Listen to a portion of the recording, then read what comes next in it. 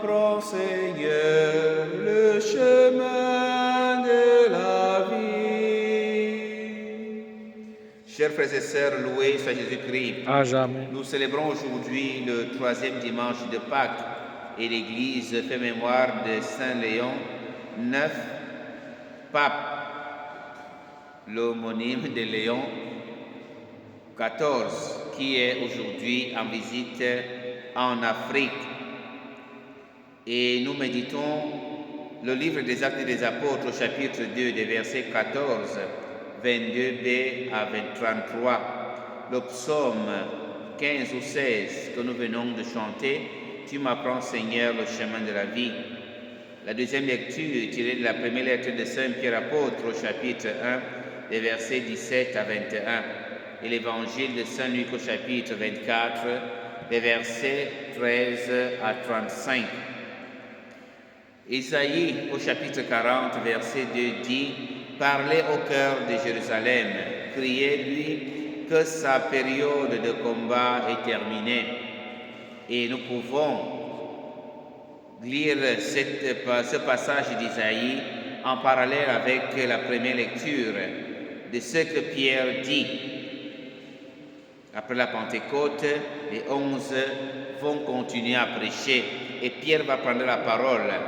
Vous Juifs, vous tous qui résidez à Jérusalem, sachez bien ceci, prêtez l'oreille à mes paroles.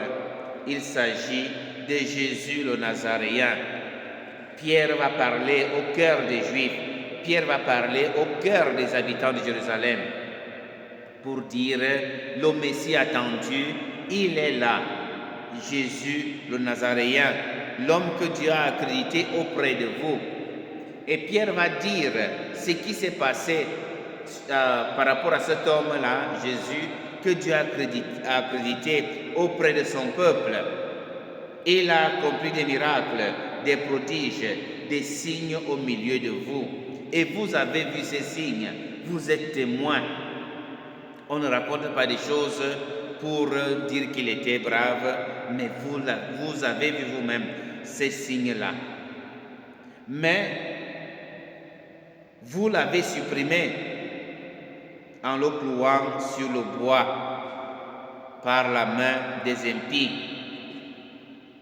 Et Dieu l'a ressuscité. Dieu l'a ressuscité. Chers frères et sœurs, Pierre parle ainsi au cœur de ces Juifs-là de l'événement de Christ de mort et ressuscité. Aujourd'hui, quand nous parlons, quand nous sommes assis dans nos bureaux, nous parlons seulement d'argent. Nous parlons des biens, de l'achat des terres, des voitures, de comment on va se retrouver au snack le soir, de comment on va inviter la petite ou le petit.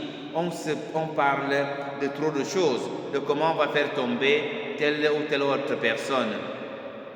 Mais difficilement, nous avons le temps, ou difficilement, nous prenons le temps de parler de l'événement central de notre foi, le Christ mort et ressuscité.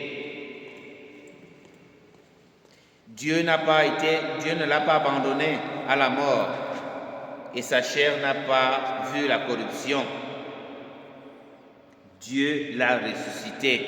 C'est l'événement central de notre foi. Aujourd'hui, qui a le courage de parler? Puisque quand tu parles, on va s'en prendre à toi, on va te menacer, on va menacer ta famille, on va même te licencier si tu travailles quelque part. On a l'exemple du pape Léon qui aujourd'hui a été critiqué, qui aujourd'hui certains puissants lui ont tout dit, juste parce qu'il a parlé de paix.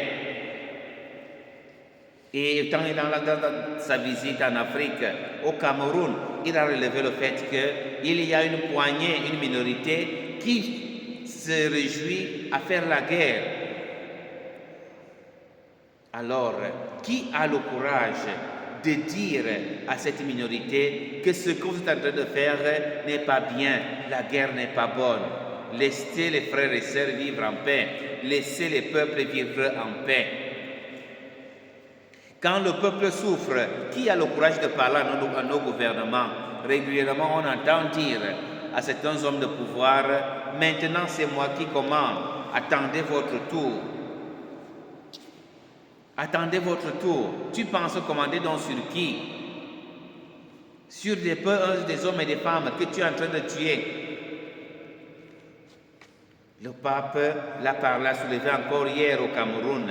Beaucoup de situations que nous avons aujourd'hui viennent du fait de cette mauvaise gestion qui crée des mécontentements, et avec ces mécontentements-là, il y a implosion, il y a des rébellions. Mais ayons donc le courage de dire certaines choses, pas pour une critique acerbe, mais pour le réveil des consciences, pour qu'il y ait un regard sur tout le monde et que chacun puisse vivre tranquillement dans son pays. C'est cette joie-là d'annoncer le Seigneur ressuscité, la joie que chacun vive tranquillement dans son pays, qui fait en sorte que les disciples d'Emmaüs ressentent quelque chose en eux quand ils parlaient avec Jésus dans le chemin. Quand tu parles avec les autres, qu'est-ce qu'ils ressentent en eux? La joie de parler avec toi, ou alors la haine quand ils t'entendent parler. Quand tu apparais à la télé pour parler, qu'est-ce que les gens perçoivent de toi?